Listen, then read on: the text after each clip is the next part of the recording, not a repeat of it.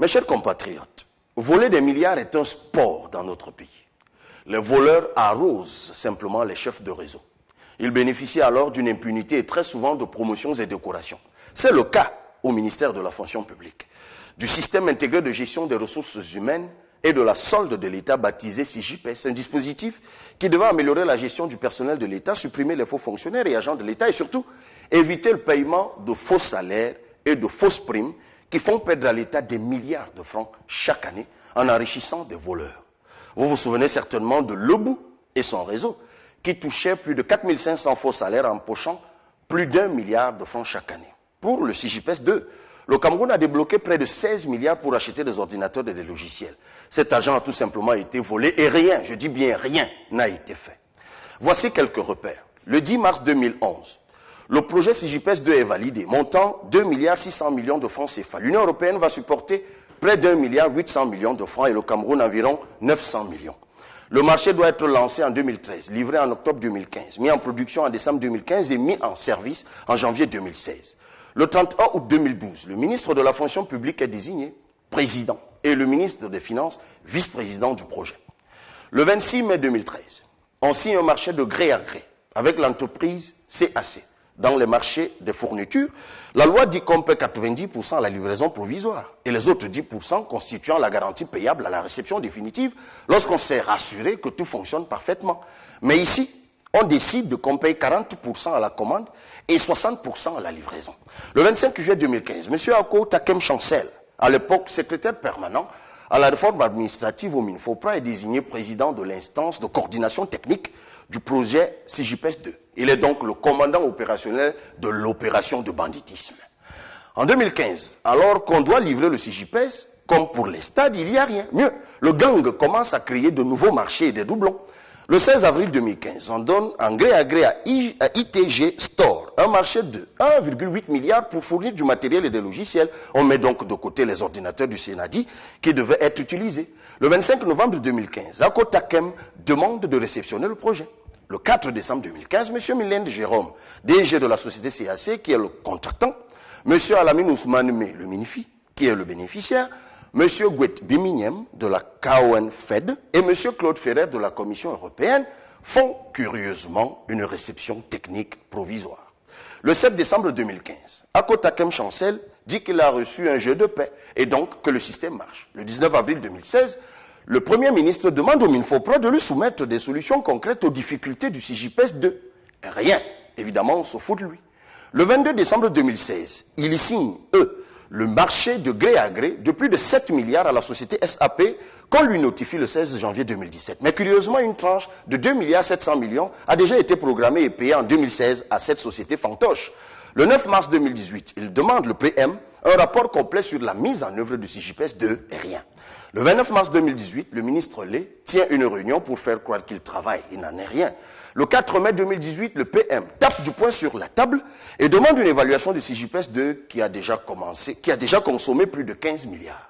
Le 11 mai 2018, le ministre de la fonction publique crée une commission d'enquête et préside une réunion de coordination le 16 mai 2018. Le 17 mai 2018, la commission décide d'aller visiter le lendemain les bureaux du SIGIPES loués par l'État depuis 2013 à 2 100 000 francs par mois.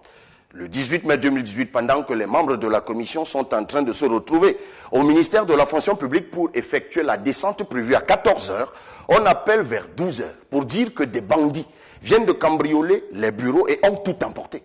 Des bureaux aménagés, équipés et sécurisés par une société de gardiennage et gardés aussi par la police sont au deuxième étage de l'immeuble LMT situé à la rue Sepère, au cœur de Yaoundé, la capitale. M. Ako Takem et Abena Hubert déclarent que 17 ordinateurs complets, 2 serveurs et plusieurs autres équipements ont été emportés. L'affaire est enterrée. Le ministre qui dit être rigoureux s'appelle M. Lé.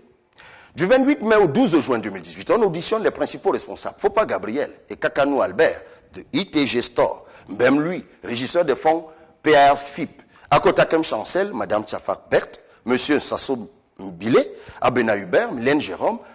D'autres ont refusé de comparaître, comme Boussi Justin Hilarion du secrétariat technique de l'ICT et chef du groupe de travail opérationnel du projet SIGIPES 2, ou Mme Tsama Micheline, présidente du secrétariat technique de l'équipe projet du SIGIPES 2.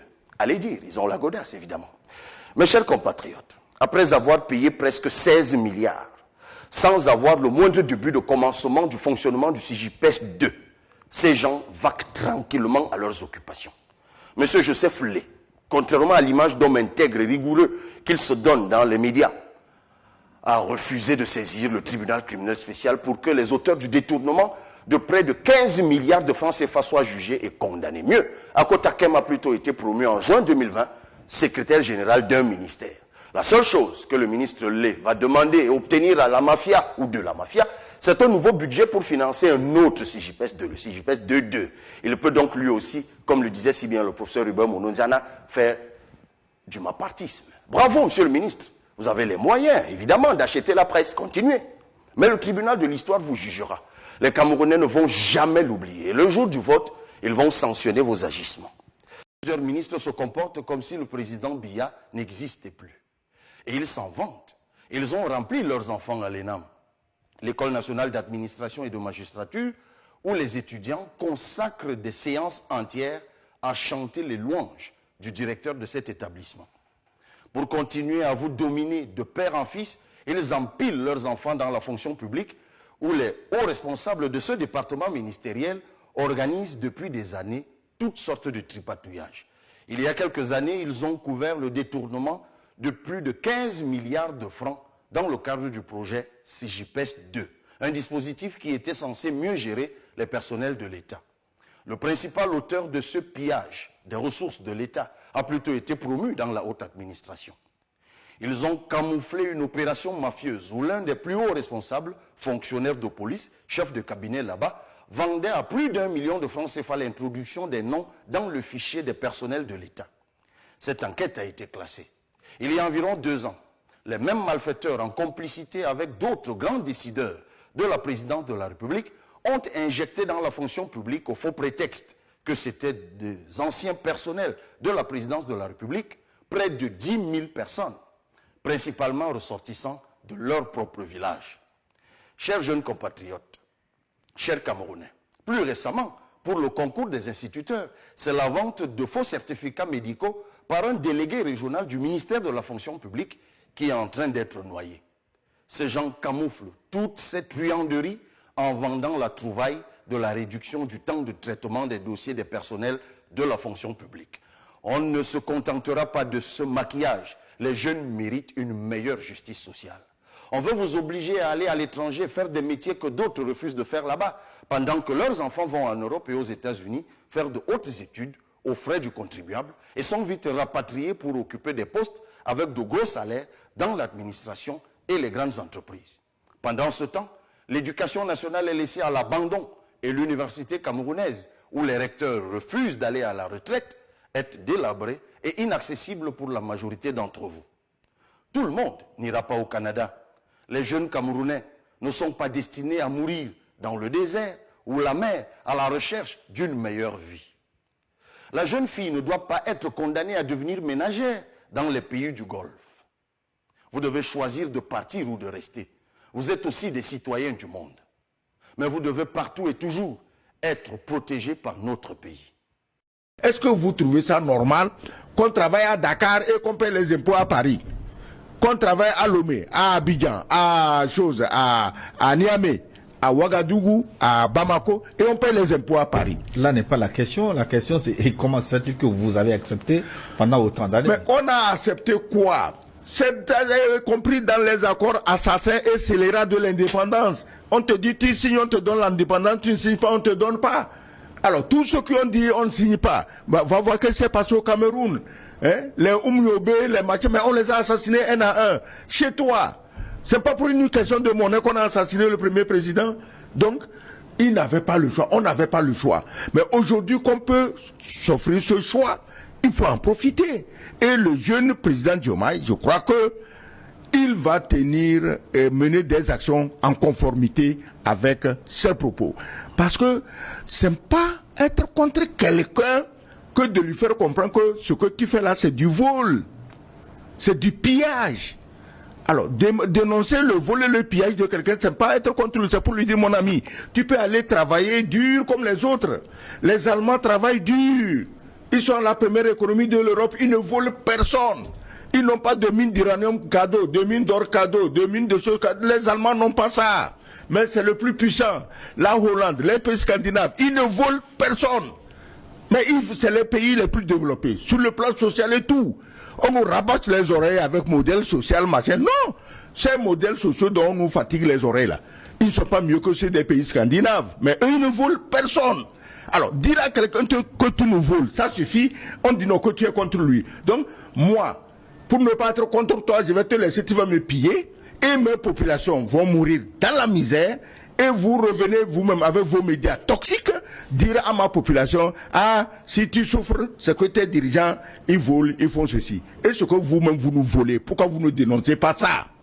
Donc, moi, je crois que, pour moi, dans ma tête, Diomaye Faye est déjà un militant de l'AES, même s'il ne dit pas je vais dans l'AES. Sinon, les gens de la CEDEAO qui sont là-bas, il y a parmi eux des espions de Macron. Et les vieux là, ils sont venus dans l'espoir d'impressionner les jeunes et les corrompre. Mais ça ne marchera pas. La vieillesse n'est pas un délit. Hein. La vieillesse n'est pas un délit, sinon moi-même je serais un délit. Donc je ne suis pas un délit. Mais c'est que les gens sont allés. Ils savent pas, comme c'est démocratiquement élu, ils savent plus qu'est-ce qu'il faut dire. Pendant qu'ils sont là-bas, ils sont en train de préparer des coups d'État contre Maliens, Burkinabés et Nigériens. Pendant qu'ils sont là-bas.